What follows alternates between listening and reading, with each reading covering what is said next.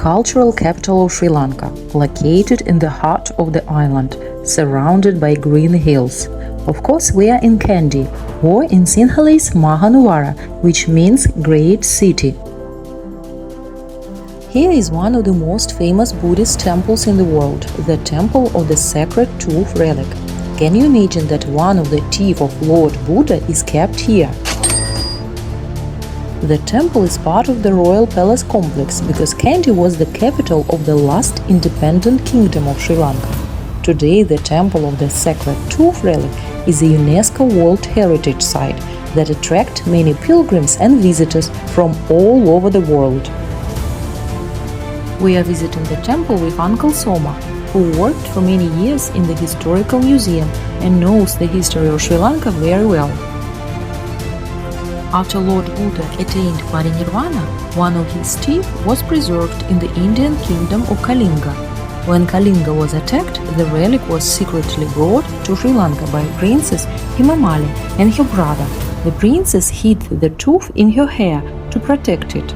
Since then, the relic was passed from kingdom to kingdom in Sri Lanka.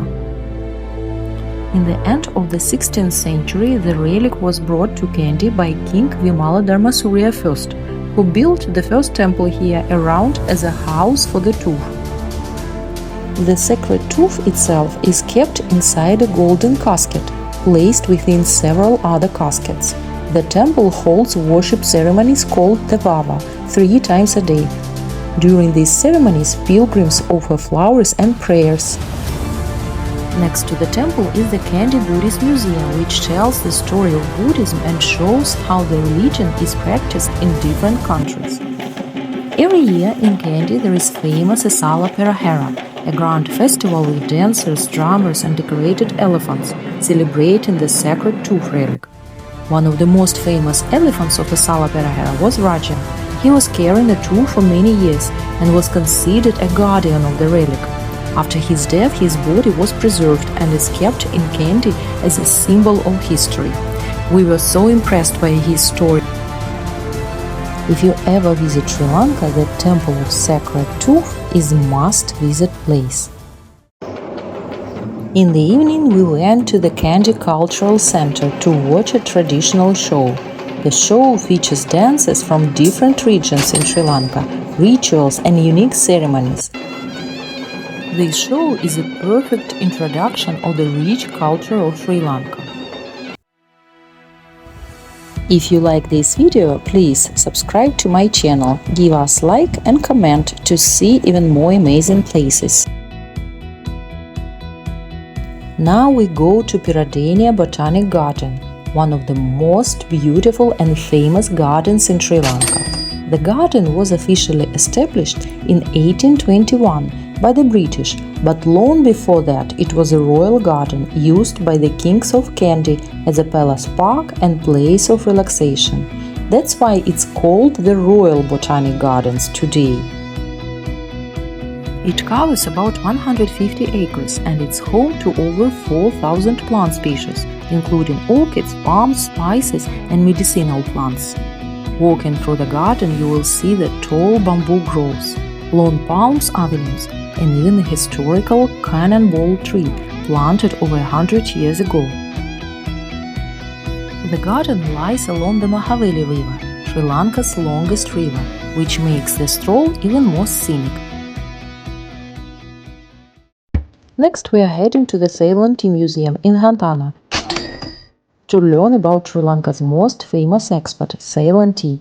Tea was brought to Sri Lanka in the 19th century because the island's hill, soil and climate make it perfect for growing tea with a unique flavor. Today, Ceylon tea is famous all over the world.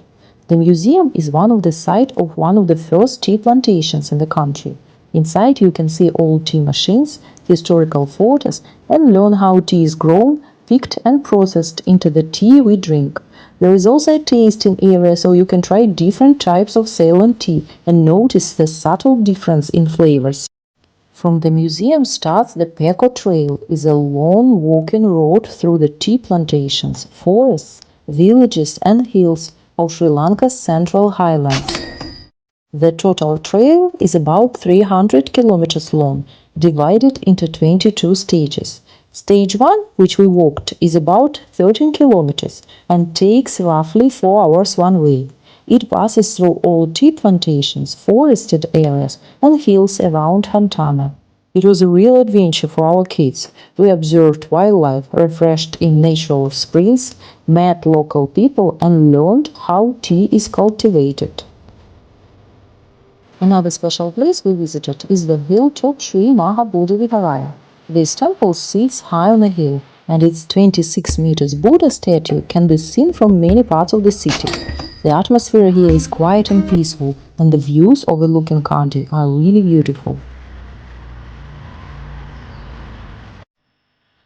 Last stop is Udawattakale Sanctuary, is an urban forest reserve right in the city of Kandy, where you can take peaceful walks along shaded trails, watch birds, and enjoy nature without going far from the city center. In our video, we haven't shown all the interesting places in Kandy, but we hope we managed to capture the spirit and the historical heritage of this amazing city. And we hope this video inspires you to visit this amazing place and experience Kandy for yourself.